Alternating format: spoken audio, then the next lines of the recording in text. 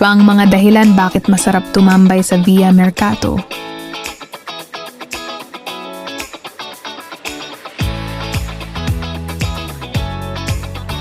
Maganda ang ambience. Maluwang ang dining area. Kasama ang Banks Brothers. Malinis ang paligid para kang nasa hotel, cafeteria, restaurant.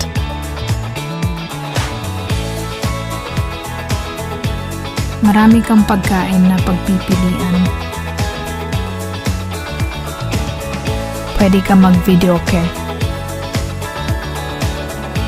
Pang-Instagram ang paligid. Mababait ang mga staff.